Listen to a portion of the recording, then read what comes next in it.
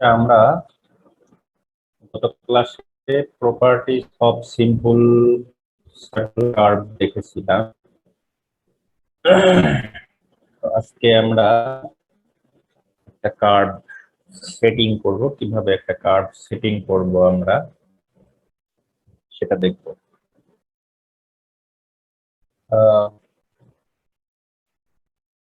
আমাদের horizontal curve setting এর জন্য কয়েকটা মেথড আছে, ঠিক আছে? তো সেই মেথড গুলোর মধ্যে একটা আছে taking offsets or ordinates from the long curve, taking offsets from the chord produced, তারপরে successively bisecting the arc, taking offsets from the tangent। আমরা চেইন এবং টেপ, চেইন এন্ড টেপ মেথডে আমাদের এই কয়েকটা প্রসেসে আমরা আমাদের কার্ভ সেটিং করতে পারি। তো প্রথমে আসি আমরা অফসেটস or ordinates from long cord, অর্থাৎ লং কর্ড থেকে অর্ডিনেট নিয়ে নিয়ে আমরা কিভাবে একটা কার্ভ সেট করব, ঠিক আছে? এই অর্ডিনেট ফ্রম লং কর্ড মেথডটা হলো, মনে করো যে আমাদের তো কার্ড এখান থেকে এই পর্যন্ত, এটা হলো আমাদের সিম্পল কার্ড। এইখান থেকে আমাদের শুরু হবে, এখানে এসে শেষ হবে। তো এইটা হলো আমাদের লং কর্ড, এটাকে আমরা লং কর্ড বলি। তো এই লং কর্ড থেকে আমরা অর্ডিনেট নেব, অর্থাৎ এখান থেকে এই কার্ভের এই পয়েন্ট পর্যন্ত যে ডিসটেন্স, সেই ডিসটেন্স গুলো নির্ণয় করব। একটা নির্দিষ্ট ডিসটেন্স পর পর, অর্থাৎ এই মিড পয়েন্ট থেকে একটা নির্দিষ্ট ডিসটেন্স পর পর আমরা এই অর্ডিনেট গুলো নির্ণয় করব। এরপরে এই অর্ডিনেট পয়েন্ট গুলো যখন আমি যোগ করে দিব, তখন আমাদের এই কার্ভটা চলে আসবে, ঠিক আছে? তো এখানে আমাদের উদ্দেশ্য হলো এই যে লং কর্ড তো আমরা খুব সহজেই নির্ণয় করতে পারবো, কারণ আমাদের এই পয়েন্ট এবং এই পয়েন্ট, এই দুইটা পয়েন্ট জাস্ট যোগ করে দিলেই আমাদের লং কর্ড পেয়ে যাবে। লং তখন আমাদের এই মিড পয়েন্ট থেকে ধরো 5 মিটার, 10 মিটার, 20 মিটার যাই নেই, আমাদের লেন্থ অনুযায়ী আমরা এখানে হলে এই করবো, কোঅর্ডিনেট গুলো নির্ণয় করবো বা অফসেট, অর্থাৎ এখান থেকে এই পর্যন্ত পারপেন্ডিকুলার ডিসটেন্স। তো ডিসটেন্স নির্ণয় করে এই জায়গাগুলো আমরা চিহ্নিত করে ফেলবো, ঠিক আছে? এরপরে এই পয়েন্ট গুলো যোগ করে দিলেই আমাদের কার্ভ হয়ে যাবে। এটাই হলো offset from or ordinate from long curve. তার জন্য আমাদের যেটা করতে হবে, অর্ডিনেটের যে তোমার একটা ফর্মুলা, সেটা আমাদেরকে ডিরাইভ করে নিতে হবে, ঠিক আছে? তার জন্য আমরা আমাদের একটু চিত্রটা এঁকে নেই।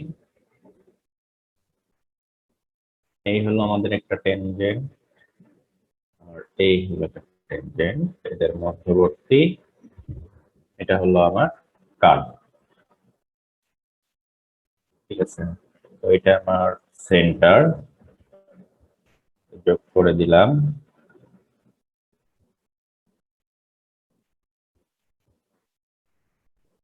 এটা হলো এদের মাঝখান দিয়ে ভাগ করে ফেললাম।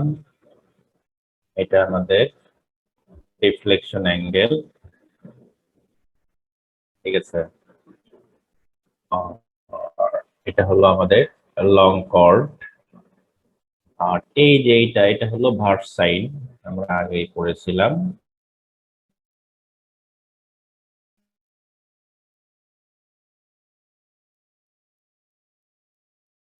আমরা করে নিলাম হলো এটা লেন্থ ও 0, অফসেট মানে এখান থেকে শুরু হবে, এই জন্য এটাকে আমরা ধরে নিলাম যে ভার্সাইন সমান সমান ও 0 ইকুয়াল টু ভার্সাইন। তো ভার্সাইনের ফর্মুলা আমরা জানি, সেটা হলো r into 1 minus cos phi by 2। এটা আমরা আগে শিখেছি। এখন আমরা ধরে নিলাম যে এখান থেকে আমাদের x দূরত্বে, এখান থেকে x দূরে আমাদের এখানে অর্ডিনেট হলো OX।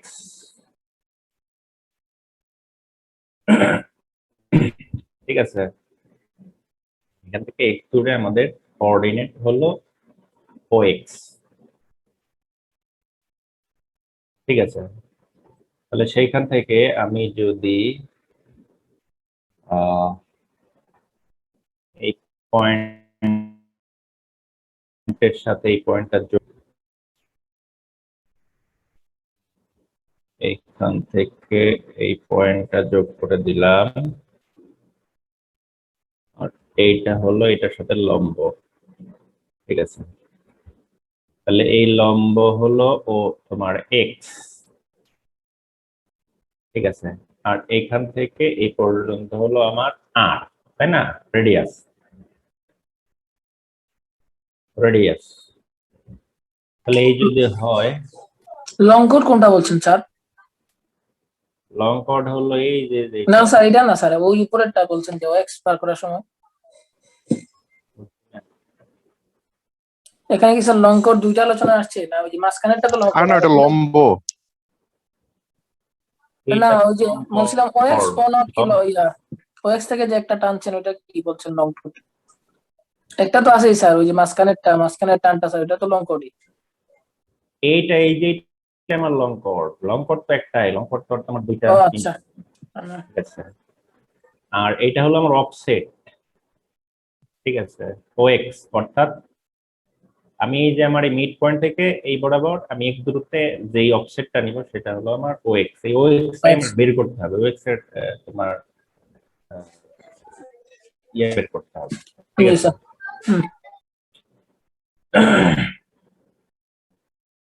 তো এখন আসি আমার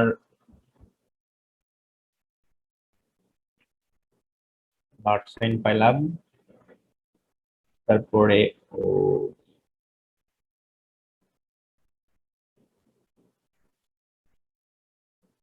হলো ও সেন্টার।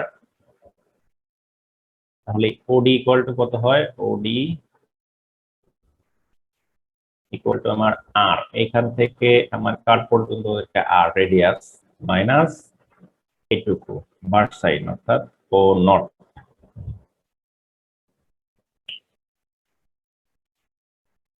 ঠিক আছে, এবার আসি আমার এই যে ত্রিভুজ। ঠিক আছে, তো এই ত্রিভুজ থেকে আমরা কি পাই? OT1D।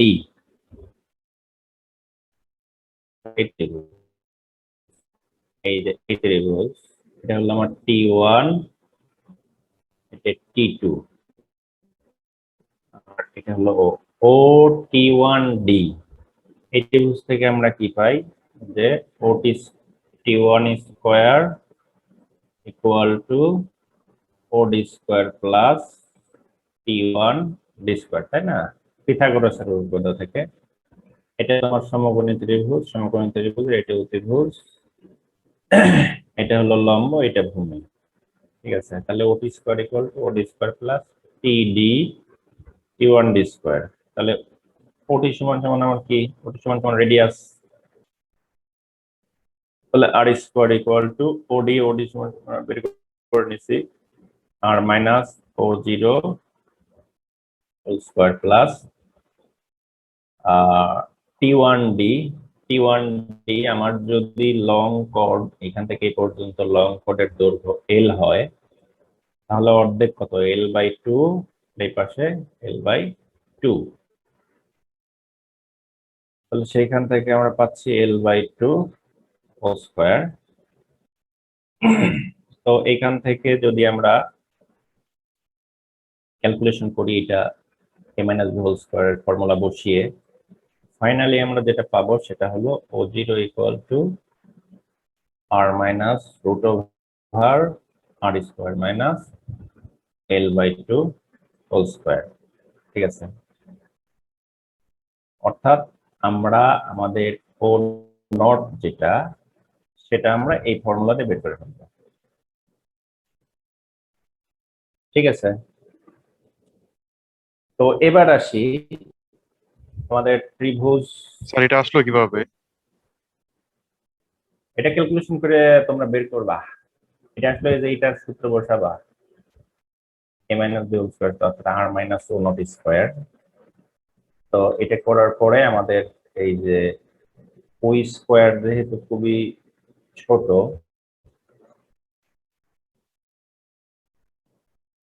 না সরি, ঠিক আছে, এটা ক্যালকুলেট করে বের করবা, পারবা না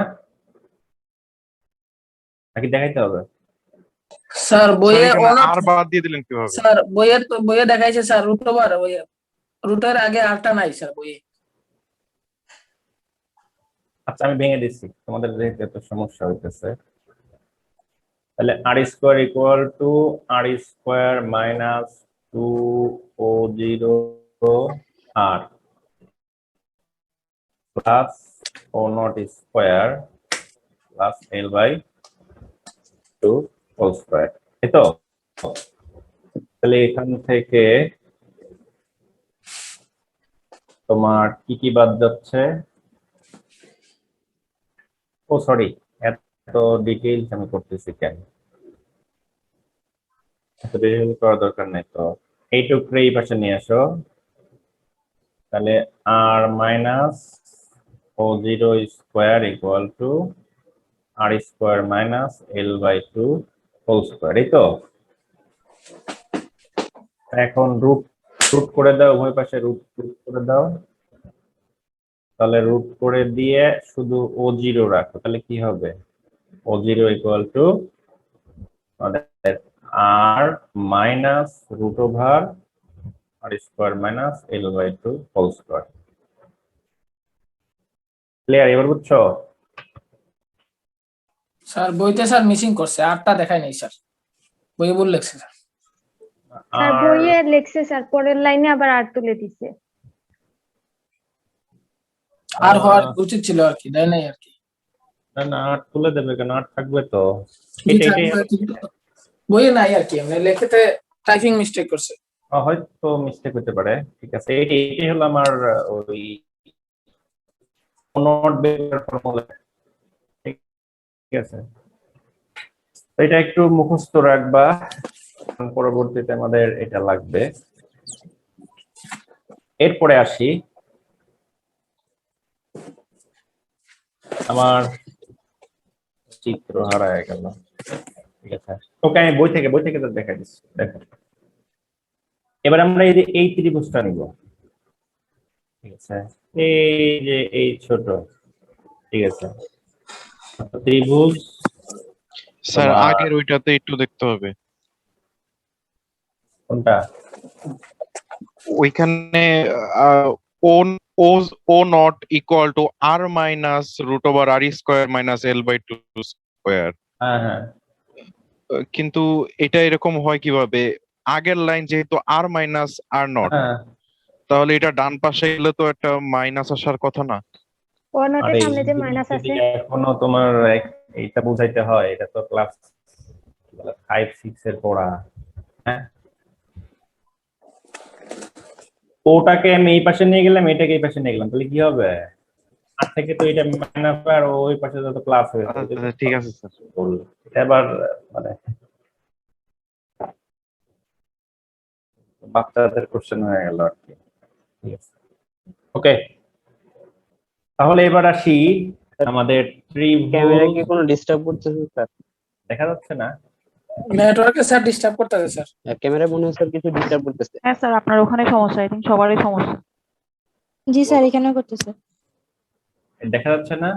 জি স্যার স্যার, একটু দেখা ঝাপসা যাচ্ছে স্যার, না স্যার, একটু স্ক্রিনে ঝাপসা পানি স্যার মারতেছে স্যার। ওই স্ক্রিন একটু ওই যে ইয়ে করতেছে, এটা নেটওয়ার্কের জন্য আসলে করে, রাইতে এই সমস্যাটা করে, দিনের বেলায় এই সমস্যাটা থাকে না।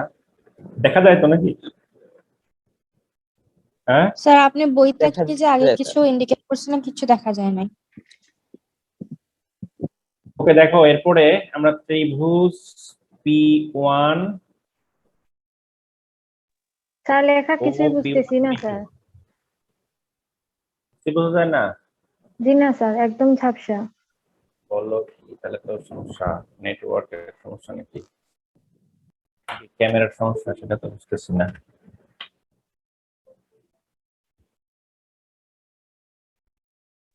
এখন তো স্ক্রিনই চলে গেছে। কি এখন দেখা যায়? জি স্যার, এখন এখন জি ক্লিয়ার স্যার হয়েছে। জি স্যার, এখন দেখা যায়।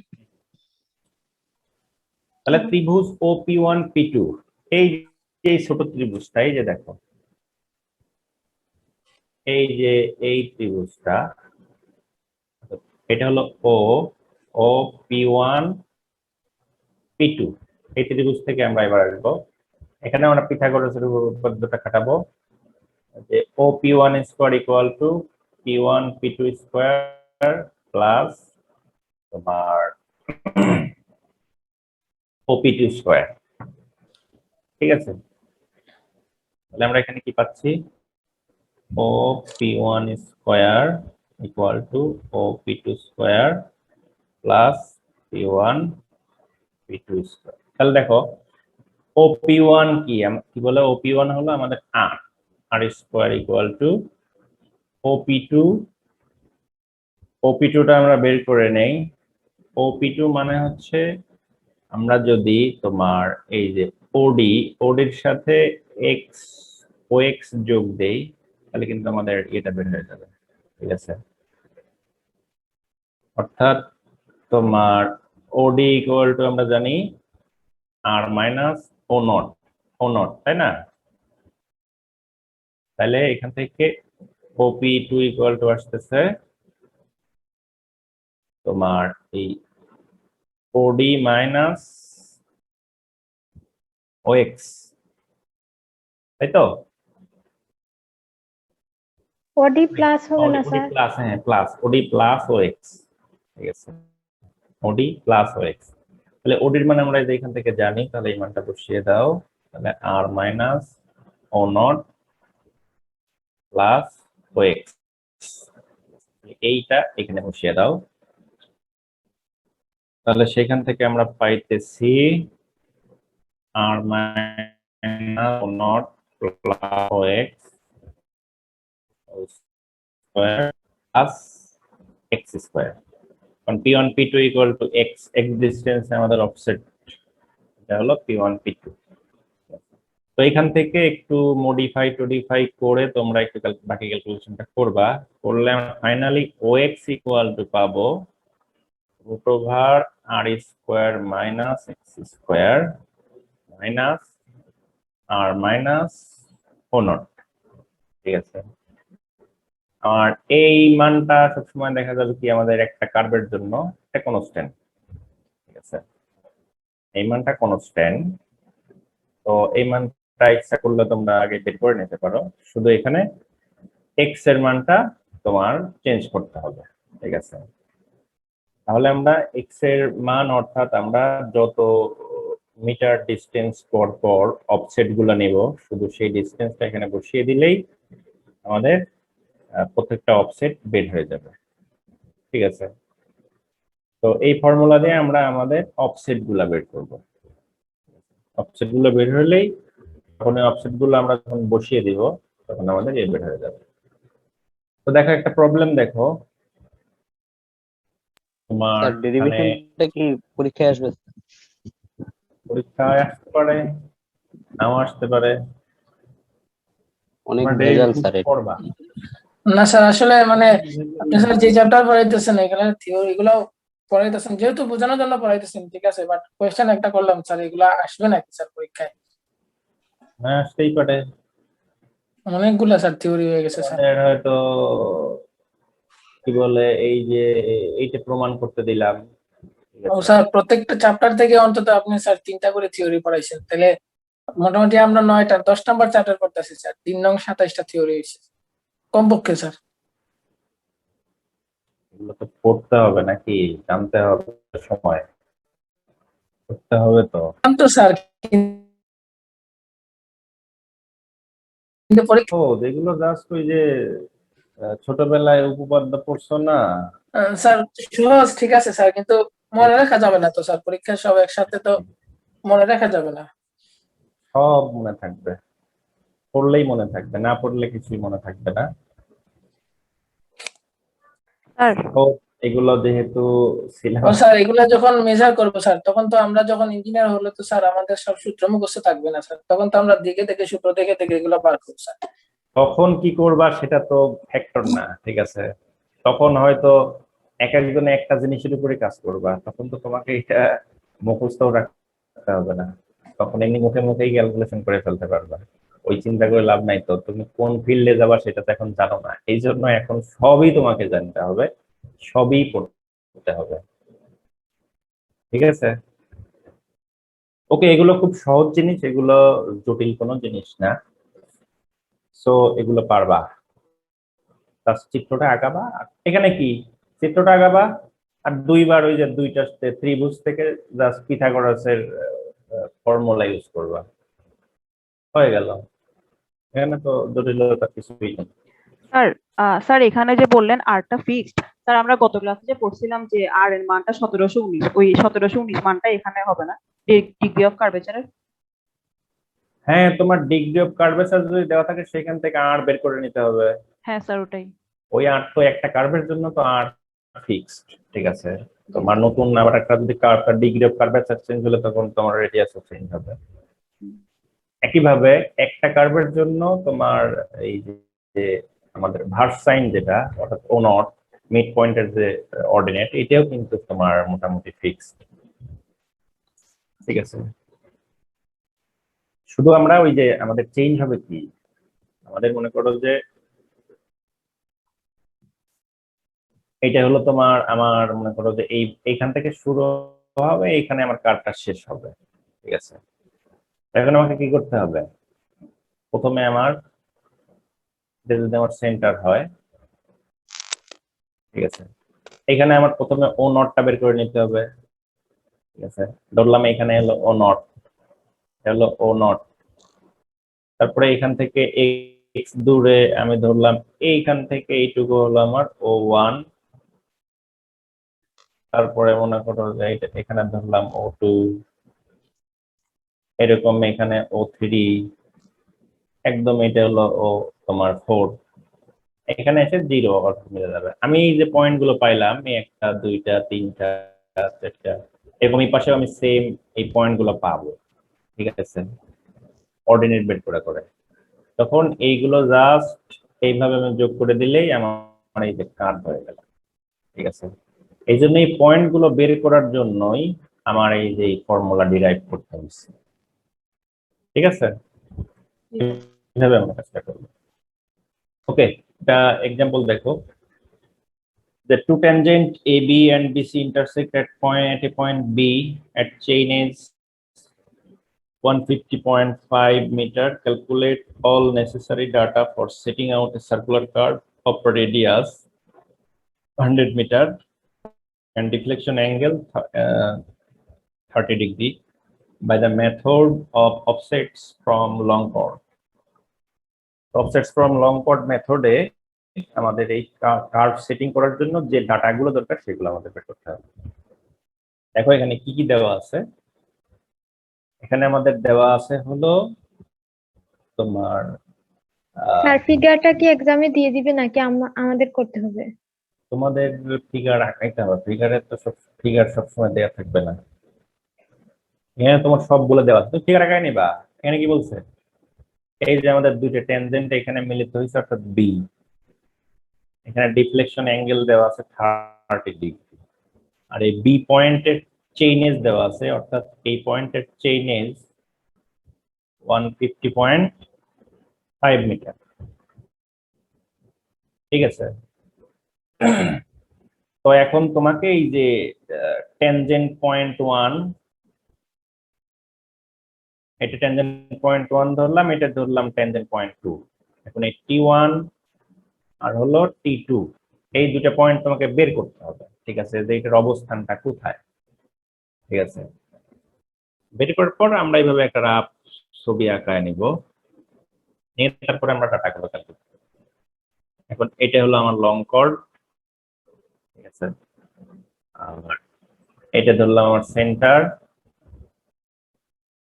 এই হলো আমার তোমার কি বলে এবার আঁকায় নিবা, ঠিক আছে। তো এখন আর বি পয়েন্টের চেইনের জানা আছে, এখন আমার টি1 এবং টি2 এই 2 পয়েন্টের চেইনের বের করতে হবে। তো সেগুলোর জন্য আমরা ওই যে তোমার একটা সিম্পল কার্ভের প্রপার্টিজ গুলো গত ক্লাসে দেখছি, ওই ফর্মুলা গুলো দিয়ে আমরা আমাদের বাকি মানগুলো বের করে নেব, ঠিক আছে। তাহলে এখন আসি। স্যার চেইনেজ নিয়ে একটু কনফিউশন আছে স্যার। চেইনেজটা কি T1 থেকে B এর দূরত্বটা? না না না না না, চেইনের তো গতকালকে বলছি কি, মানে স্যার একটা দূরত্বটা নির্দিষ্ট, কত হ্যাঁ থেকে? হ্যাঁ, এটা ওইটা একটা করবেন না? যে কোনো একটা জায়গা থেকে, ওটা তোমাকে বলে দেওয়া থাকবে না। ধরো এইখান থেকে, এই পয়েন্ট থেকে, এখান থেকে আমার দূরত্ব হলো এই পর্যন্ত 150.5। মানে আমি এখানে স্টার্টটা জিরো, কোথা থেকে করতেছি ওটা বলা থাকবে না? না না, এটা জিরো, এটা অজানা, ঠিক আচ্ছা আছে। অর্থাৎ এইখান থেকে এই বরাবর কোনো একটা পয়েন্টে জিরো, অর্থাৎ এই পয়েন্ট থেকে এই বিন্দুর দূরত্ব 150.5 মিটার। বুঝতে পারছো? অর্থাৎ জি স্যার। এই বিন্দু থেকে এই বিন্দুর দূরত্ব 150 মিটার। স্যার বুঝি না, একটু আবার বলেন স্যার, এই কি বলছেন? বললাম বি বিন্দুর চেইনের 150.5 মিটার, এটা বলতে টি1 থেকে বি পর্যন্ত দূরত্ব 105 মিটার কিন্তু না, এইটা 150.5 মিটার বলতে বোঝায় যে একটা কোনো একটা নির্দিষ্ট বিন্দু থেকে, সেই বিন্দুটা এই যে টি1 এর বাইরে, ঠিক আছে। অর্থাৎ আমি আচ্ছা ধরে স্যার। নিলাম যে এই বিন্দুটা শুধু ওই পাশেই T1 এর পাশ থেকে যে কোনো একটা হ্যাঁ হ্যাঁ হ্যাঁ হ্যাঁ হ্যাঁ। কারণ আমরা তো একদিক থেকে যাত্রা শুরু করি। স্যার এই বিন্দুটা আমাদের ক্যালকুলেশনে আসবে স্যার, ক্যালকুলেশনে কি কোনো এফেক্ট বলে করবে? টি2 দিক থেকে না, কিন্তু এটা টি1 এর দিকে, ফার্স্ট পয়েন্টের দিক থেকে, ঠিক আছে। অর্থাৎ আমরা এখান থেকে সার্ভে করা শুরু করছি, সার্ভে করতে করতে ইন্টারসেকশন পয়েন্ট পাইছি হলো চেইন দিয়ে মেজার করতে করতে এইখানে এসে দেখলাম যে 150.5 মিটার, ঠিক আছে। সেটাই যে এই বিন্দু থেকে। এবার ক্লিয়ার হয়েছে চেইনেস? জি স্যার। বাট এটা আমাদের কি কোনো ক্যালকুলেশনে আসবে স্যার? এই বিন্দুটা চেইনেজের কোনো এফেক্ট অবশ্যই হবে? ক্যালকুলেশনে আসবে, কার্ভ সেটিং এ চেইনেস লাগবে, এই জন্য এই জিনিসটা বোঝো আগে ভালো করে, তাছাড়া আবার পরে যায় আবার টেস্ট লাগাবা, ঠিক আছে। মানে কোনো একটা বিন্দু থেকে আমার এই বি বিন্দু পর্যন্ত যে দূরত্ব, সেটাই হলো ওই পয়েন্টের চেইনেজ, ঠিক আছে। একইভাবে টি1 এর চেইনেজ এই বিন্দু থেকে এই টি1 পর্যন্ত দূরত্ব, সেটা আমরা বের করব, কিভাবে বের করব সেটা আমরা দেখতেছি। তাহলে এই পর্যন্ত বুঝছো সবাই না? ওকে, জি স্যার। এবার আসি আমাদের ওই যে প্রপার্টিজ গুলো বের করে নিতে হবে আগে। স্যার বলো। এখানে তো স্যার বলছে যে স্যার এ বি এবং বিসি টা স্যার বি পয়েন্টে ইন্টারসেক্ট হচ্ছে স্যার। হ্যাঁ যেহেতু স্যার বি পয়েন্টে ইন্টারসেক্ট হচ্ছে আর বি পয়েন্টের চেইনেজ দেওয়া আছে স্যার, তো স্যার এখানে তো ডিরেক্টলি বলে দেওয়া নাই যে স্যার কোন দিক থেকে আমাদের ওই চেইনেজটা নেওয়া হয়েছে স্যার। আমরা তো যেহেতু কখনো একটা পয়েন্ট ইন্টারসেক্ট হয়েছে স্যার, সেহেতু স্যার এই টি1 বা টি2 যে কোনোটা থেকেই তো হওয়ার কথা স্যার। আমরা কখনোই উল্টা দিক থেকে সার্ভে করি না, আমি সার্ভে সবসময় মানে একদিক থেকে করতে করতে চাই, সেটা অবশ্যই টি1ই হবে, ঠিক আছে। কারণ আমরা তো কাজ শুরু করব টি1 এর দিক থেকে, টি1 এর দিক থেকে সেট করতে করতে টি1 টি2 তে গিয়ে আমরা মিলিত হব, ঠিক আছে। অর্থাৎ ডিরেকশনটা আমার এই দিক থেকে গিয়ে এই দিকে যাবে, ঠিক আছে। সো তুমি টি2 থেকে মানে এই বি1 এর চেইনের টি2 থেকে এটা ভাবার কোনো চান্স নাই। তাহলে স্যার আমরা যেই দিক থেকে শুরু করব ওই দিক থেকে পয়েন্টটা হ্যাঁ হ্যাঁ মানে ইমেজ করতে হবে নাকি স্যার? হ্যাঁ হ্যাঁ হ্যাঁ, আমরা যে দিক থেকে কাজ শুরু করবো সেই দিক থেকে আমাদের চেইনের হিসাবটা হবে, ঠিক আছে। জি স্যার। ওকে, তাহলে আমরা এখন আমাদের প্রপার্টিজ গুলো বের করে নেব, ঠিক আছে। তো 1 নম্বরে হলো ট্যানজেন্ট, লেন্থ, এগুলোর ফর্মুলা আমরা আগে শিখেছি, ঠিক আছে। ট্যানজেন্ট টেনজেন্ট লেন্থ ওই যে r10 π/2, আমাদের r-টার সব দেওয়া আছে, r এর ভ্যালু দেওয়া আছে 100 মিটার, ঠিক আছে। আর ফাই এর মান তো এই যে 30 ডিগ্রি দেওয়া আছে, সেইখান থেকে ক্যালকুলেট করলে আমাদের আসবে 26.79 মিটার, ঠিক আছে। তাহলে আমরা টেনজেন্ট লেন্থ পেয়ে গেছি।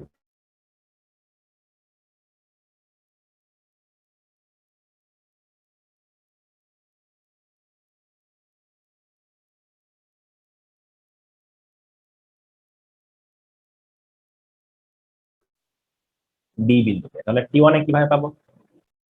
যেহেতু আমার এই দিক থেকে এই পর্যন্ত দূরত্ব হলো 150.5 মিটার, আর আমি এইখান থেকে এইটুকের লেন্থ বের করে ফেলছি, এটা হলো 26.79 মিটার। এটা তাহলে বিয়োগ করে এই চেইনেস থেকে আমি এটা বিয়োগ দিলে কিন্তু আমি এই পয়েন্টের চেইনেস পেয়ে যাব, ঠিক আছে। স্যার এটা তাহলে একটু বলেন স্যার, বুঝি নেই স্যার। আমার ধরো এই যে এই বিন্দু থেকে এই বি বিন্দু পর্যন্ত দূরত্ব কত? 150.5 মিটার। তাহলে এই বিন্দু থেকে T1 এর দূরত্ব কত হবে? আমি এইখান থেকে এই পর্যন্ত দূরত্ব বের করে ফেলছি, টেনজেন্ট লেন্থ অর্থাৎ T1 বি। তাহলে এটা কিভাবে পাবো? এখান থেকে এই পর্যন্ত দূরত্বটা জি মানে স্যার, টোটাল বুঝছি দূরত্ব স্যার। থেকে একটু বিয়োগ দিলেই হয়ে যাবে, জি জি। ঠিক আছে। তাহলে চেইন এজ এট T1 কত হবে? 150.5 মাইনাস 6.79, সেখান থেকে 123.71 মিটার। তাহলে আমি T1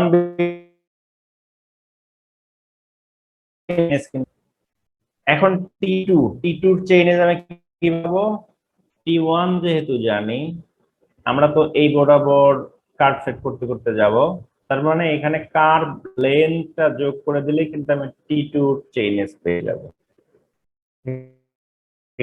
চেইনেস বের করার জন্য আমার এই কার্ভ লেন্থটা দরকার।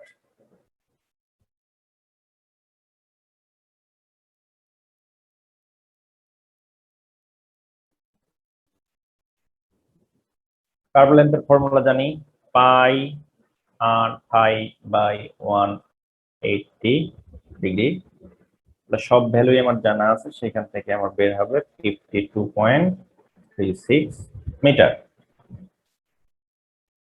তাহলে আমরা এখন যদি এই T1 এর চেইনেজ এর সাথে আমাদের এই কার্ভের লেন্থটা যোগ করে দেই, তাহলে কি আমরা T2 চেইনেজ পেয়ে যাব না? তাহলে চেইনেজ স্যার এখানে ও থেকে টি2 পর্যন্ত ডাইরেক্ট চেইনেস পাওয়া যাবে না স্যার? থেকে ও থেকে স্যার মানে একটা বাইরের পয়েন্ট থেকে, ওই যে ও পয়েন্ট থেকে টি2 ডাইরেক্ট চেইনেস পাওয়া যাবে না? ও পয়েন্ট থেকে চেইনেজ তো ও পয়েন্ট থেকেই আমরা নির্ণয় করতেছি। জি জি, ও টি1 হয়ে মানে কার্ভ থেকে কার্ভ সহ নিছি, আমি বলতেছিলাম স্যার টি1 ছাড়া ডাইরেক্ট ও টি2 পর্যন্ত নেওয়া যাবে না স্যার এরকম চেইনেস? তুমি এইভাবে সোজা নির্ণয় করবা? জি স্যার এরকম যাবে? চেইনেজ তো সোজা বলে কিছু নাই। না স্যার, এটার জন্য স্যার আমাদের যদি মানে কার্ভ লেন্থের সাহায্য নিতে হইতাছে, কারণ বাট কার্ভ লেন্থ আমরা যদিও বার করতে পারতাছি, কিন্তু কিভাবে এটা আমি ঘুরিয়ে নিব বা চেইনেস অফ টি2 আমি বলা কার্ভ লেন্থ জানি, তুমি হ্যাঁ, তো কিন্তু এই বরাবর চেন ফেলে ফেলেই আমার এই বরাবর আমি ডিসটেন্স গুলো মেজার করব। আমি তো এই বরাবর আমার চেইন বা টেপ দিয়ে আমি ডিসটেন্স গুলো মেজার করব। স্যার মেজার করবো ঠিক আছে, জাস্ট আমি স্যার টি2 তে বি জানি এর না চেইনেজ কোথায়, তাহলে দেওয়া আমি আছে, কার্ভটা তাহলে বি কিভাবে বার থেকে করব? টি যায় না। নো নো, এইখান থেকে তো আমি এই বরাবর সার্ভে করব না। আমার রাস্তা তো এইখান থেকে এই বরাবর না, আমার রাস্তা হলো এখান থেকে এই বরাবর। তো আমি তো এই দিক কি বলে যেতে পারবো না।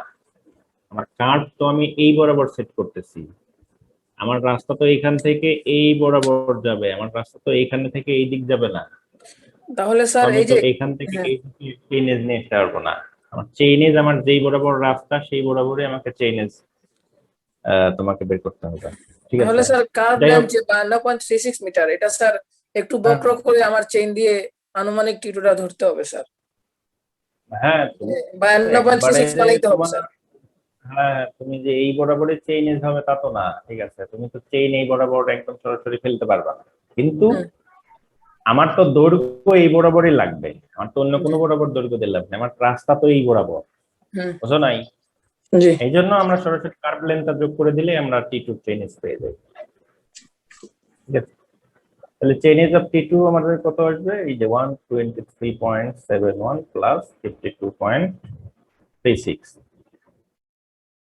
সেখান থেকে 176.07 মিটার। অর্থাৎ আমরা আমাদের রাস্তার চেইনেজ গুলো বের করে ফেললাম। ঠিক আছে, তো এখন আমাদের অফসেট গুলো বের করতে হবে। অফসেট গুলো বের করার জন্য আমাদের লং কর্ড লাগবে, তাই না? লেন্থ অফ লং কর্ড, অর্থাৎ এখান থেকে এই পর্যন্ত স্টেট যে কর্ডের ডিসটেন্স সেটা লাগবে। সেটার জন্য আমরা আমাদের ফর্মুলা জানি, লেন্থ অফ স্যার লং ঝাপসা হয়ে গেছে আমার। ঠিক আছে এখন। length of long chord L equal to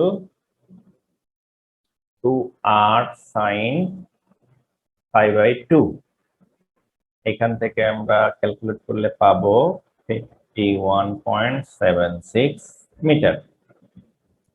ঠিক আছে, তাহলে এর অর্ধেক কত? L by 2 51.76 divided 2, এখান থেকে 25.88 মিটার। ঠিক আছে, তাহলে আমরা অর্ধেক অর্ধেক পেয়ে গেলাম। এই অর্ধেক হলো 25.88, এটা হলো 25.88 মিটার। ঠিক আছে, তো এখন আমরা ও নটটা বের করে নেই, আমাদের মিড অর্ডিনেট তাহলে 6, এটা হলো 6, এরপর আছে 7,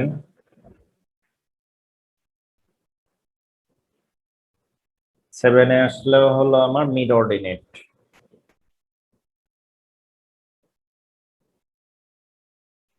ও নট ইকুয়াল টু, আমরা ফর্মুলা জানি, R minus root over R square minus L by 2 whole square. সব মানে আমাদের জানা আছে, সেখান থেকে আমরা ও নট পাবো হলো 3.48 মিটার। অর্থাৎ আমরা মিড অর্ডিনেট, এই যে আমাদের মিড পয়েন্টের এই অর্ডিনেটটা পেয়ে গেছি, হলো ও নট। ও নট হলো 3.48 মিটার। এখন আমরা আমাদের এই যে এই ডিস্টেন্সটা, অর্থাৎ লং কর্ডের অর্ধেক, এটাকে আমরা অনেকগুলো ভাগ করে নেই। আমরা কয়টা অর্ডিনেট বের করব, কতগুলো অর্ডিনেট বের করব, তার উপর নির্ভর করবে, বা তুমি কত ডিস্টেন্স পর পর নিবা সেটা যে সার্ভে করবে সার্ভেয়ারের উপর নির্ভর করবে।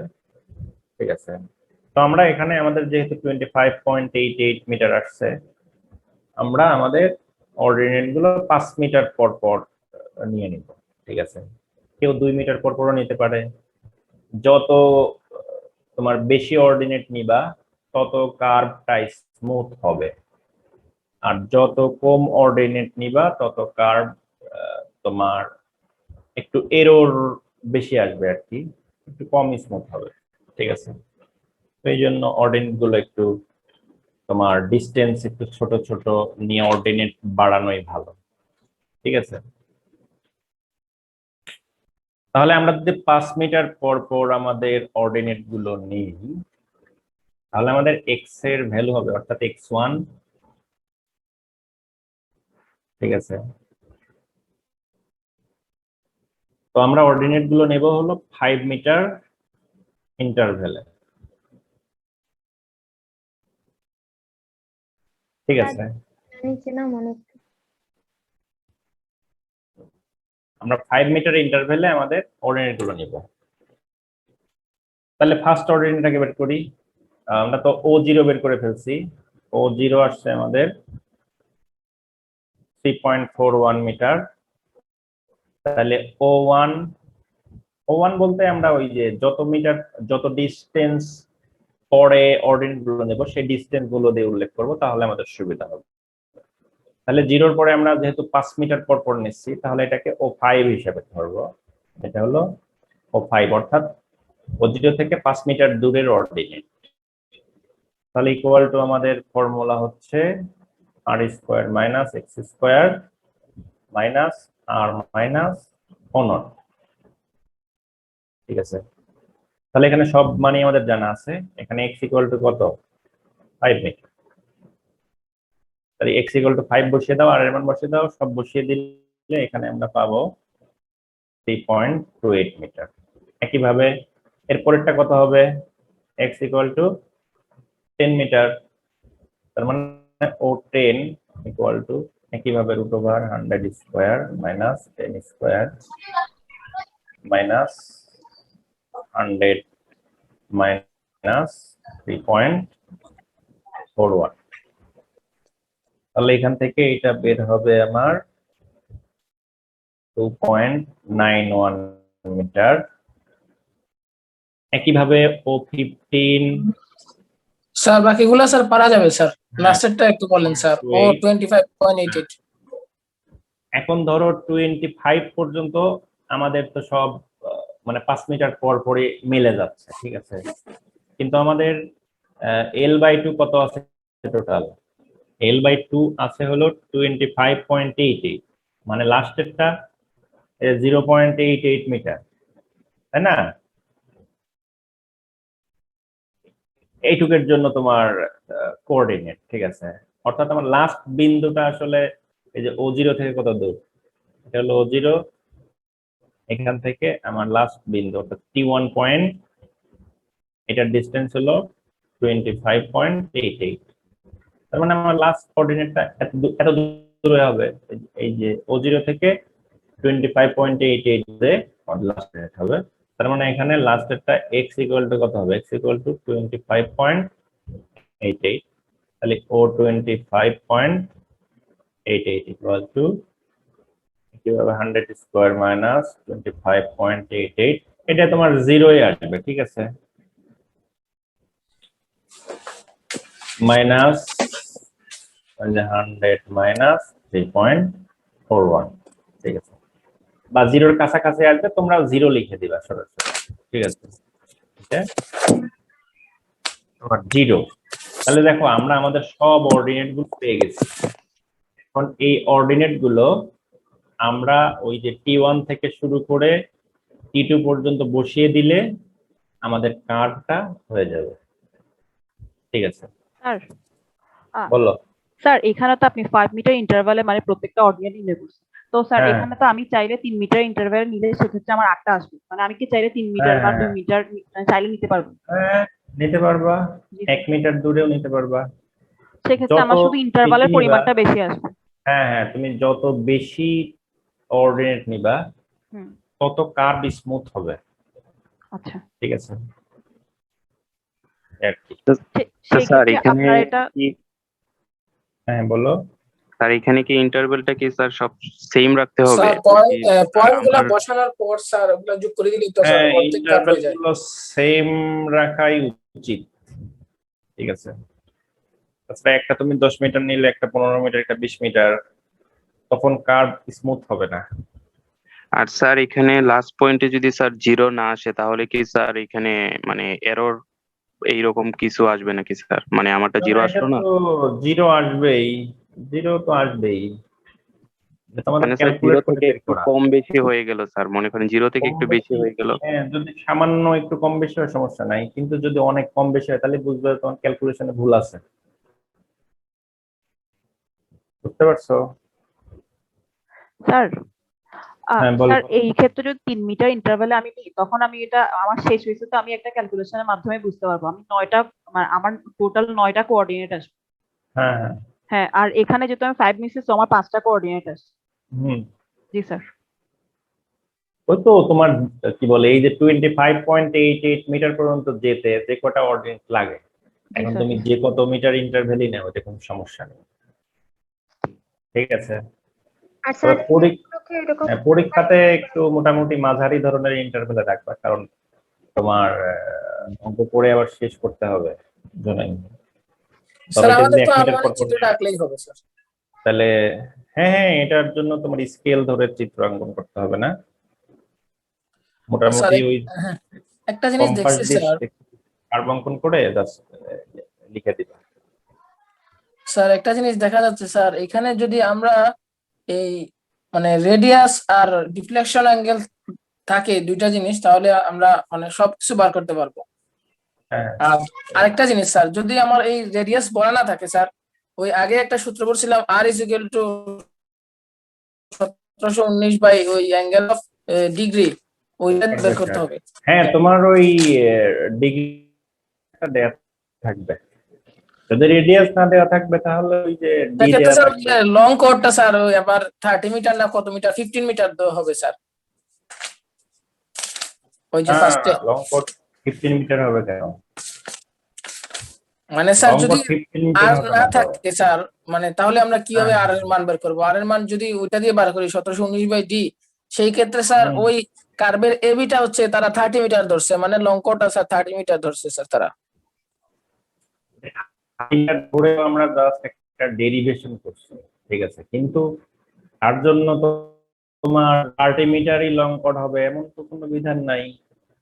তোমার আর চেঞ্জ হয়ে গেলে তো long code, degree of curves আর চেঞ্জ হলে তোমার লং কোড চেঞ্জ হয়ে যাবে, ঠিক আছে। ওইটা একটা স্ট্যান্ডার্ড যে 30 মিটার কর্ড ধরে, কিন্তু মানে তুমি কি বলে যে কোনো একটা রেড কি বলে ডিগ্রি অফ কার্ভেচার দেওয়া আছে মানেই যে সেটা 30 মিটার লং কর্ড হবে এরকম তো কোনো। লং কর্ড আমরা বের করবো ক্যালকুলেট করে, আমাদের লং কর্ডের ফর্মুলা আছে না, যে 2r sin phi by 2, এই ফর্মুলাতে আমরা লং কর্ড বের করবো, লং কর্ডের দৈর্ঘ্য, ও আচ্ছা। ঠিক আছে। ওকে, তাহলে পারবা তো না? আশা করা যায় পারবা। এবার আসি আমরা আমাদের আরেকটা মেথড, সেটা হলো offset from chord produce. Sir এই এত বড় ম্যাথের জন্য স্যার কত মার্ক থাকতে পারে স্যার? একটা ম্যাথ তো স্যার আধা এগুলার ঘন্টার। জন্য তো খুব বড় ম্যাথ না তো এগুলা, এগুলো থাকবে স্যার ওই 10 মার্ক দিবেন নাকি স্যার এটার জন্য? 4-5 মার্কস করে থাকবে। মাত্র স্যার আমি মনে করছিলাম 10 মার্ক। 10 মার্কস 3 ঘন্টা ধরে তাহলে কি লিখবা? 10 মার্কসে কোনো কোশ্চেনই থাকে না। হ্যাঁ, আর 10 মার্কস সম্ভব? 10 মার্কস তো এক সেটে থাকে 10 মার্কস। তোমাদের পরীক্ষা হবে হলো কত 60-তে, আর ঠিক আছে। কেউ স্যার ফুল অ্যান্সার করতে পারবে না স্যার।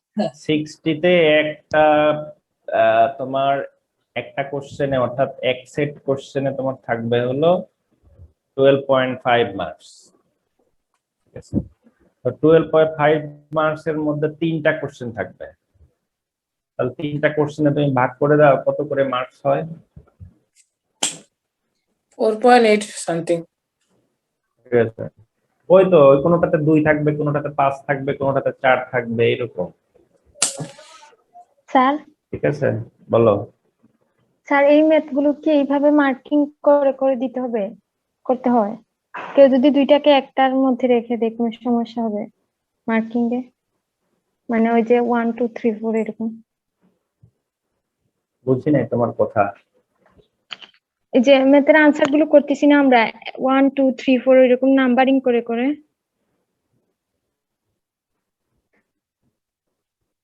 ও এই যে মানে আমাদের যে প্রপার্টিজ গুলো বের করতেছি, হ্যাঁ হ্যাঁ হ্যাঁ।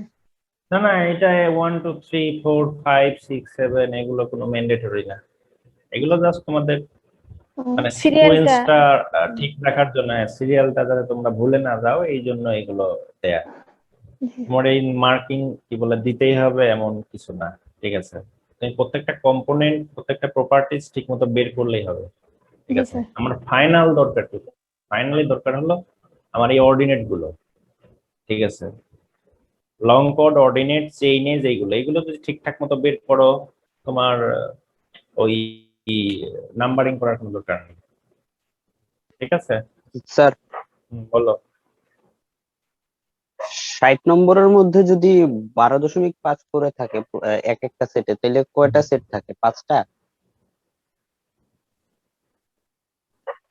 কত করে হচ্ছে? জি স্যার। না স্যার, 5টা হয়ে তো আর 10 মার্ক বাকি থাকে।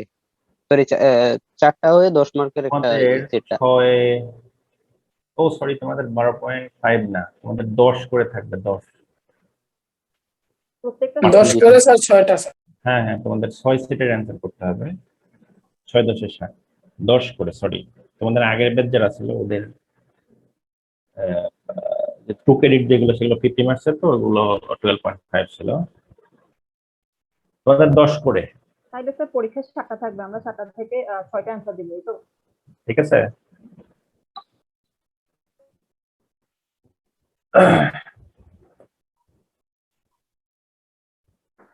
তাহলে ওই মেথডে পারবা তো নাকি?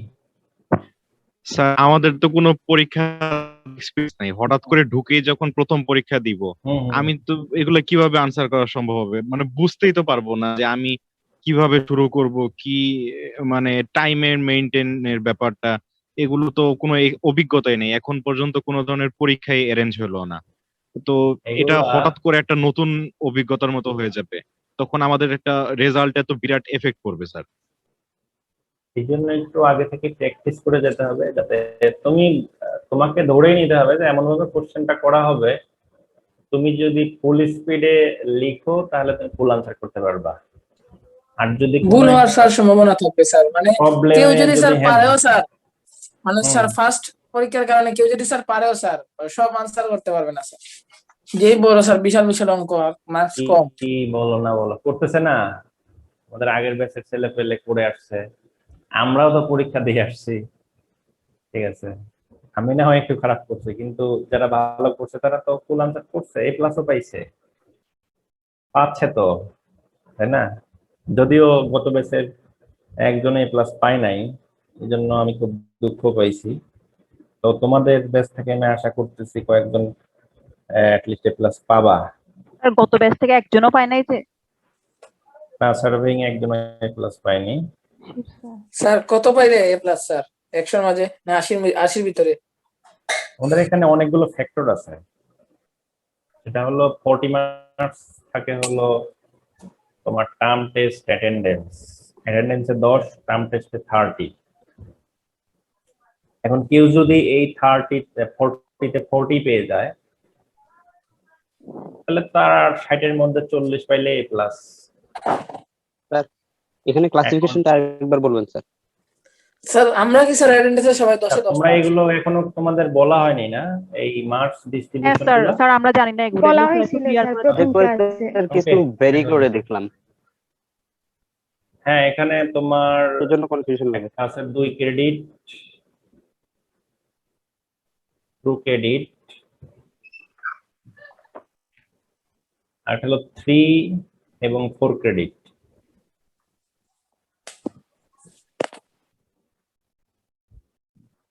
ঠিক আছে, 2 ক্রেডিটস এ টোটাল মার্কস হলো 80।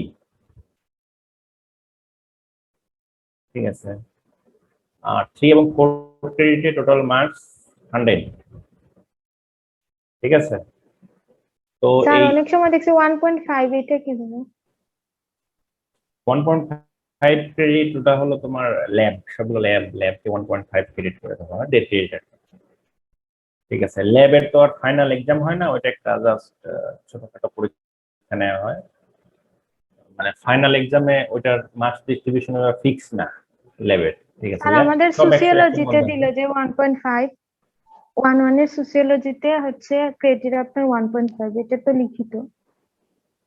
1.5 ক্রেডিট তো লিখিত হওয়ার কথা না, সোসিওলজি। জি স্যার, আমার হাতে সিলেবাস আছে, দেখতেছি sociology and ethics sociology 2 credit. এই নেন 2 আর 1.5 লেখা যে, তুই দেখ, আমি দেখেই তো বলতেছি, দাঁড়া। আমি এই দেখতেছি। 2 ক্রেডিট, 2 ক্রেডিট, 2 1.5 ক্রেডিট। ক্রেডিটের কোনো ইয়ে নাই, থিওরি নাই, এটা Two credit. 101 2 ক্রেডিট। হুম 1.5 ক্রেডিট যেটা, সেটা বুঝবা যে ওটা সেশনাল, ওটা ইয়ে না তোমার থিওরি না। ওকে, এবার দেখো 2 ক্রেডিটের যেটা সেটা 80 মার্কস, 80 মার্কস ভাগ হবে হলো 40 আর হলো 40, ঠিক আছে। এই 40 হলো তোমার ওই যে তোমার term test Term plus test আর অ্যাটেন্ডেন্স। attendance। হ্যাঁ, টার্ম টেস্ট 30, অ্যাটেন্ডেন্স হলো 10, ঠিক আছে। আর এটা হলো ফাইনাল এক্সাম, ঠিক আছে। এবং 2 ক্রেডিটে তোমার পরীক্ষা হবে 2 ঘন্টা,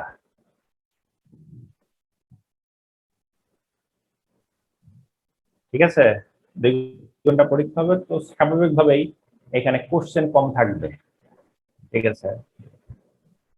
আর 3 ক্রেডিট এবং 4 ক্রেডিট এইটা হলো 40 মার্কস টার্ম টেস্ট, অ্যাটেন্ডেন্স এবং 60 হলো ফাইনাল, এবং এটার পরীক্ষা হবে 3 আওয়ার্স। স্যার 2 ক্রেডিটের পরীক্ষায় 40 মার্কস থেকে 4টা সেট থাকে 12.5 এ। হ্যাঁ, এটাতেও তোমার ওই 8টা সেটই থাকবে, তার মধ্যে 6 সেটের অ্যান্সার করতে হবে, 6 ঠিক সেট আছে। মানে 3 কি সেট স্যার? 3 করে, ধরো প্রতি সেটে হয়তো 2টা করে কোশ্চেন থাকবে ছোট ছোট, তাহলে এ পার্টে তোমার 3 মানে সেট, 40 বি কে পার্টে 6 ভাগে ভাগ করে দিবে। হ্যাঁ, না না 6 ভাগে ভাগ করে দিবে। এ পার্টে 3 সেট, বি পার্টে 3 সেট, এই 6 সেটের আনসার করতে হবে তোমাদের। অর্থাৎ এ পার্টে যদি 3 সেট থাকে তাহলে 3 দুগুণে 6টা কোশ্চেন, বি পার্টে 6টা, টোটাল 12টা কোশ্চেনের আনসার করতে হবে, বা 12টা প্রবলেম, বা 12টা তোমার যাই দিক যেটাই কোশ্চেন আসুক আর কি, ঠিক আছে। তাহলে স্যার এ আর বি সেট করে কি দরকার স্যার, একসাথে দিলে তো হইতো স্যার, সবগুলা যখন আনসার করা যায়। এ আর বি এর দরকার আছে, ওইটা তোমাদের বুঝতে হবে না, তোমরা just a R B answer করবে ব্যাস, ঠিক আছে। তো যাই হোক, ফার্স্ট মার্ক কত? হ্যাঁ, ওই যে স্যার এক পার্ট আমাদের টিচাররা তাহলে দেখেন, এক পার্ট সাস্টের টিচাররা দেখেন, এটার জন্য। এটার মধ্যে হলো 10 আর হলো 30, ঠিক আছে। আর এটা তোমার এই যে 6 সেটে কোশ্চেন অ্যান্সার করতে হবে, পার সেটে 10 করে, ঠিক আছে। এখন আসতেছে হলো তোমাদের পাস কততে। তোমাদের পাস হলো 40-তে, 40% মার্কস পেলে তুমি পাস। তো কেউ যদি এই টার্ম টেস্ট অ্যাটেন্ডেন্সে ফুল মার্কস পায়, সে যদি ফাইনাল পরীক্ষায় শুধু রোল লিখে, মানে রোল নাম্বার লিখে দিয়ে আসে, ঠিক আছে, বাকি দুই খাতা একদম সাদা খাতা জমা দিয়ে আসে রোল লিখে, তাহলে সে পাস, ঠিক আছে। আর এ প্লাস পাওয়ার জন্য এই মার্কসটা খুবই ইম্পর্টেন্ট, কারণ ফাইনাল পরীক্ষাতে 60-এ 60 পাবা না, এটা আসলে পাওয়া পসিবল হয় না। হয়তো 2-একটা সাবজেক্টে যদি কোশ্চেন খুবই ইজি হয়ে যায় সেক্ষেত্রে পাইতে পারো, কিন্তু নর্মালি তোমার 60-এ 60 বলতে ধরো এই যে সার্ভেইং, তারপরে মেকানিক্স, এই টাইপের সাবজেক্টে তুমি 6 সেট আনসারই করতে পারবে না, অসম্ভব। স্যার এইটাই তো স্যার আমি আগে আনসারই বলছি করতে স্যার। পারবে না। স্যার, এটাই আমি স্যার প্রথম থেকে স্যার, বলছি। সাধারণত এটাই হলো কত তোমার দিন আনসার করা যায় স্যার? বাস্তবতা। যদি খুব ফাস্ট হয়, কেউ যদি খুব ফাস্ট হয়, দ্রুত ক্যালকুলেশন করতে পারে, সেই শুধু আনসার করতে পারবে। এটা খুবই কম স্টুডেন্ট, হয়তো 2-3 জন পারবে ফুল আনসার করতে, আর তো বাজে বাকি ব্যাপার স্যার। অধিকাংশই আসলে ফুল আনসার করতে পারবে না, মানে টাইম পাবে না, সোজা কথা। হয়তো মানে কোশ্চেন দেখে মনে হচ্ছে সহজ, পারবো, কিন্তু শেষে গিয়ে আর টাইম পাবে না। আর যারা টাইম ম্যানেজমেন্টটা খুব ভালো করে করতে পারবে এবং দ্রুত ক্যালকুলেশন করতে পারবে, তারা 6 সেটে অ্যান্সার করতে পারবে, স্যার, সমস্যা হবে। স্যার এই ক্ষেত্রে ক্যারির বিষয়টা একটু বলেন। আপনি যেহেতু বলছেন যে ওখানে যদি 40 পাই তাহলে তো পাস, তো এই ক্ষেত্রে ক্যারির বিষয়টা কেমনে কাউন্ট করা হয়? কিসের বিষয়ে বুঝি নাই। স্যার ক্যারিটা স্যার কেমনে কাউন্ট করা হয়?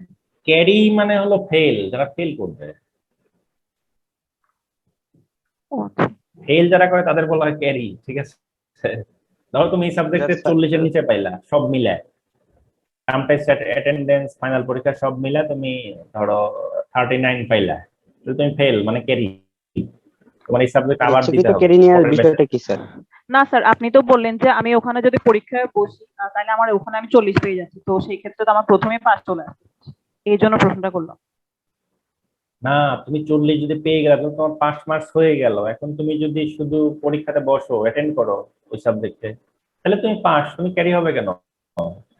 তুমি তো পাস করে গেছো। তো স্যার আমি তো আসলে টিকিটে স্যার কিছুই লিখলাম যদি না। স্যার কেউ পরীক্ষা না বসে স্যার তাহলে কি ফেল? না বসলে তো ফেল, সেটা অ্যাবসেন্ট। অ্যাবসেন্ট হলে তো আর তার মানে তুমি এখানে 40 মানে সে ফেল স্যার। এখানে 180 পাইলেও কোনো লাভ নাই, ফেল। মানে অ্যাবসেন্ট মানে কি, তুমি তো পরীক্ষাই দাও নাই। ঠিক আছে স্যার স্যার পরীক্ষা আমি 2বার দিতে পারবো? মনে করেন একবার দিলাম, আমার আশানুরূপ মার্কস আসে নাই, আবার দিতে পারবো? ওইটা এখানে ওই সিস্টেম নেই। এখানে শুধুমাত্র ফেল করলে তুমি আবার দিতে পারবা। পাস স্যার করে গেলে আর বিভিন্ন কোনো জায়গায় সমস্যা নেই। দেখছিলাম স্যার, মানে বির নিচে বা সির নিচে পাইলে স্যার এটা আবার ইমপ্রুভমেন্ট দেওয়া যায়। হ্যাঁ, এটা varsity to university to varsity vary করে। আমাদের এখানে এই সিস্টেমটা নেই। সো ওই চিন্তা মাথায় থেকে বাদ দিয়ে দাও। ঠিক আছে। স্যার করলে আমাদের স্যার ভালো হতো পরীক্ষা স্যার। দেওয়ার সুযোগ একবারই, যদি পাস করে যাই এখন তাহলে আর হ্যাঁ দিতে হ্যাঁ, পারবো এখন না। যদি তুমি চিন্তা করো যে না আমি এই সাবজেক্টে সি পাইতেছি বা ডি পাইতেছি, কিন্তু আমি এ প্লাস পাওয়ার মতো যোগ্যতা রাখি, তাহলে স্যার তাহলে কেউ ওই যে মানে ফেল ভালো লাগছে। ফেল ফেল করার মতো আনসার করে আসতে হবে, যাতে তোমার পরীক্ষাটাতে ফেল আসে। স্যার, যে প্লাস পাওয়ার যোগ্য তো সে তো এই কখনো ফেল করবে কাজগুলো না। করো না। স্যার এটা এই থেকে কাজগুলো এটা করলে কি স্যার আমার পরবর্তীতে যে 4 বছর পরে যে আমার রেজাল্টটা পাবো ওটাতে কি আমার ক্যারি উঠবে?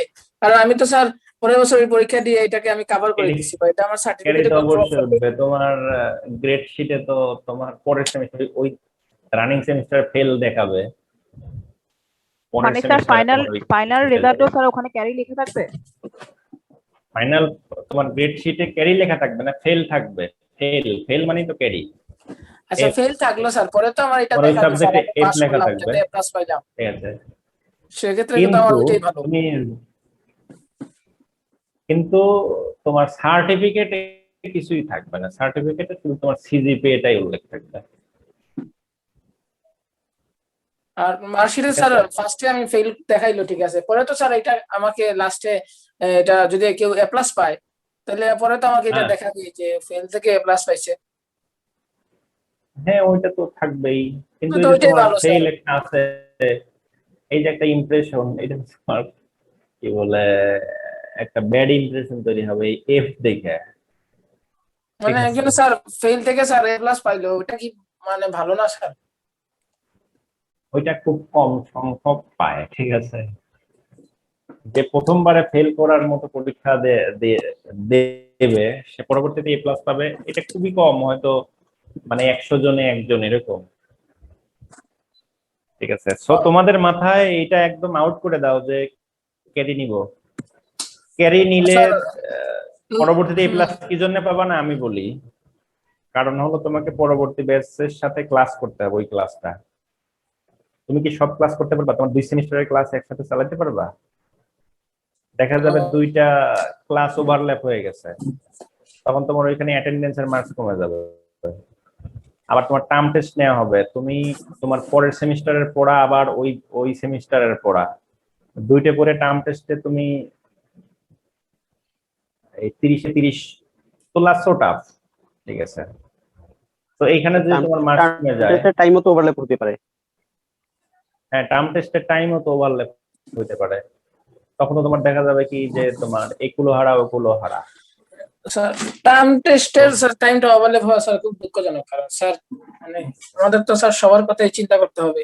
পরীক্ষার বিভিন্ন প্রবলেমের কারণে স্যার অনেকে কেরি নেয় স্যার। আমি ধরো আমি একটা টাইমে ডেট দিলাম, এক ডেটে, ওই দিন তোমার পরের সেমিস্টারের আর একটা স্যার একই টাইমে ডেট দিতে, তুমি কি করবে?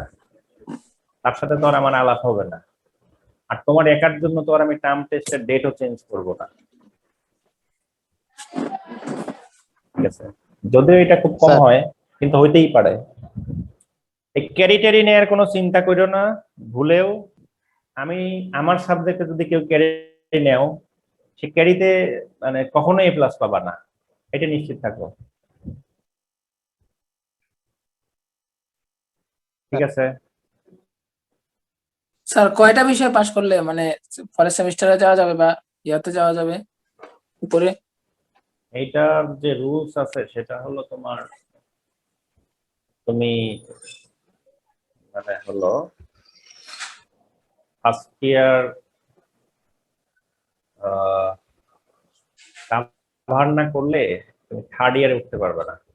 ও মানে সেকেন্ড ইয়ারে উঠা যাবে বাট থার্ড ইয়ারে উঠা যাবে না। হ্যাঁ হ্যাঁ, সেকেন্ড ইয়ারে উঠা যাবে, থার্ড ইয়ারে উঠতে পারবে না। তার মানে স্যার কেউ যদি ক্যারি নেয়ও স্যার এটা মানে সেকেন্ড সেমিস্টার 2-1 অথবা 2-2 ভিতরে অবশ্যই কভার করতে হবে স্যার। হ্যাঁ, কভার করতে হবে। স্যার আমাদের যে টার্ম টেস্ট আছে স্যার, এখানে মানে মার্কস গুলো টিচাররা কেমনে নেয়? যেমন আপনি তো 2টা টার্ম টেস্ট নেন, তো এই ক্ষেত্রে তো আপনি এবছর তো সেটা নিতে পারবেন, তো সেই ক্ষেত্রে কি আপনি টার্ম টেস্ট একটা এক্সামে আপনি 40 মার্কসের মানে এক্সাম নিয়ে ফেলবেন? 30 মার্কের কি 40 হ্যাঁ, 40 আমি যদি 10 মার্ক তো হ্যাঁ আছে 30 কিন্তু। 30 হ্যাঁ হ্যাঁ 30 আমি যদি টার্ম টেস্ট দুটো না নিতে পারি তাহলে অবশ্যই একটাতেই 30 মার্কের নিয়ে নেব। আচ্ছা। ঠিক আছে, তো এটাতে কিন্তু অনেকে 0 পায়, অনেকে 1 পাবে, অনেকে 5 পাবে, 10 পাবে, আবার অনেকে 30 পাবে। কেন স্যার এটা মানে এত কম পাওয়ার কারণ কি স্যার? হ্যাঁ, 1 2 এগুলা উল্টা পাওয়ার পাল্টা জিনিস লিখে রাখো। এটাই পরে একটা ডেফিনেশন দিছি, ডেফিনেশনটা ঠিকঠাক লিখছো, আর বাকি কোনো কিছু হয় নাই। তোমাকে আমি মানে একদম আসমান থেকে মার্কস নিয়ে এসে 30 পূর্ণ করে দিব, না এটা স্যার। সুযোগ নাই। ঠিক আছে, তুমি যদি সবগুলো ঠিকঠাক আনসার করো তখন 30-এ 30ই পাবা, আর ওদিক 10 হলে 40 হয়ে গেল। তুমি ফাইনাল পরীক্ষায় 40 পাইলেই এ প্লাস।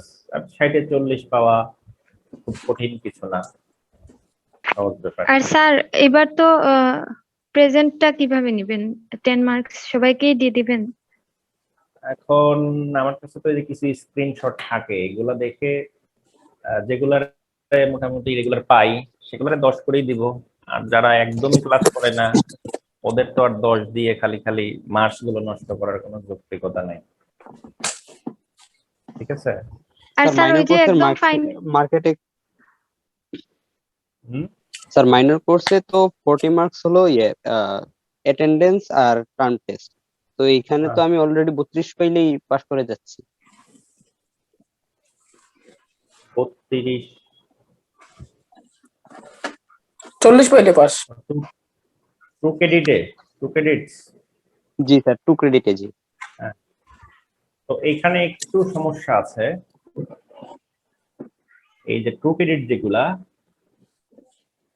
এগুলো এই যে ফাইনালে 40 মিনস কিন্তু 40 না, 40 পার্সেন্টেজ পরবর্তীতে করে 60, মেবি। হ্যাঁ 60% কনভার্ট করা হয়। ঠিক আছে, এটা কিভাবে করেন স্যার একটু আমাদের বললে তার ভালো মানে হতো। তুমি এই যে এইটাতে কি বলে, এটা কিভাবে, এটাকে 1.5 গুণ করলে 1.5 দিয়ে গুণ দিলে তো 60 হয়ে যায়। তুমি যা পাবা সেটাকে 1.5 দ্বারা গুণ করলে হয়ে গেল। ইন ক্রেডিট যেগুলো ব্যাপার তো সেগুলো তো আর হবে সেমই না। হলো স্যার, আমি টার্ম টেস্ট আর অ্যাটেন্ডেন্স মিলে 32 পাইলে আর আমি এক্সামে বসলেই তো পাস করে যাচ্ছি। না না না না, সেটা তুমি পাস করবে না, কারণ এটা স্যার 40 আসলে 40, কিন্তু আসলে এটা 60। স্যার টোটাল 80 এর 40% তো 32। টোটাল 80 বলতে এই টোটাল আবার একসাথে কনভার্ট হবে তো। ঠিক আছে, মানে এই যে 40 তখন 60-এ তো কনভার্ট 32 হচ্ছে না, 40 এ কনভার্ট হয়ে এই যাবে। 60 আর 40-এ যোগ করলে 100 হচ্ছে না। তোমার এই 40 কোনো চেঞ্জ হবে না, এই 40 40ই থাকবে, কিন্তু ফাইনালের 40 60-এ কনভার্ট হয়ে যাবে। মানে বাড়বে স্যার? হ্যাঁ, জাস্ট 2 ঘন্টার পরীক্ষা, তাই এটা মার্কস একটু কমায় দেওয়া হয়। তাহলে তো ভালো স্যার, মার্ক যেহেতু বাড়ে স্যার। মানে তাহলে স্যার ওই ফাইনালে তোমাকে ভালো করতে হবে, ফাইনালে ভালো না করলে তো তুমি এখানে ধরো, তুমি বলতেছো এখানে 40-এ 32 পাইলেই তোমার পাস হয়ে যাওয়ার কথা, তা না। এখানে 40-এ 40ই পেতে হবে। তুমি যদি মানে ফাইনাল পরীক্ষাতে 0 পেয়ে পাস করতে চাও তাহলে তোমাকে টার্মটা 40-এ 40 পেতে হবে। আর ওইটার পার্সেন্টেজে স্যার স্যার আপনার 40 ফার্স্ট পেলে ইয়ার তারপর 80 হবে তাই না? হ্যাঁ হ্যাঁ, ক্লিয়ার, স্যার বুঝছো? তাহলে স্যার ওই যে স্যার ওইটা একটা যে কোশ্চেন 40 ছিল আমরা যে কি স্যার 40 মার্কে পরীক্ষা দিব না 60 মার্কে পরীক্ষা দিব? যে বলছেন যে 60 মার্কে কনভার্ট করা হবে, তাহলে আমরা স্যার 40 মার্কের পরীক্ষা দিব, যে মার্কসটা পাবো স্যার ওটাকে আমাকে 1.5 গুণ দিয়ে ইয়া হ্যাঁ হ্যাঁ মানে হ্যাঁ 40-এর সাথে যোগ করবেন স্যার, হ্যাঁ টার্ম টেস্টের ওগুলোর সাথে। হ্যাঁ হ্যাঁ, ঠিক আছে, কারণ আমরা যখন গ্রেডিং করব তখন তো 80-তে তো গ্রেডিং হয় না, বা 580 80-তে তো আসলে ওইরকমই হয় না। আমাদের গ্রেডিং সিস্টেম বা মার্কিং সিস্টেম সবকিছু তো 100-র মধ্যে হয়, ঠিক আছে? স্যার স্যার, আমাদের একশোর মধ্যে 4 পেতে হলে তো সব সাবজেক্টেই বোধহয় এ প্লাস থাকতে হবে, তাই না? 4 থাকতে হ্যাঁ, হলে 4 পাইতে হলে সব সাবজেক্টে A+ পাইতে হবে। স্যার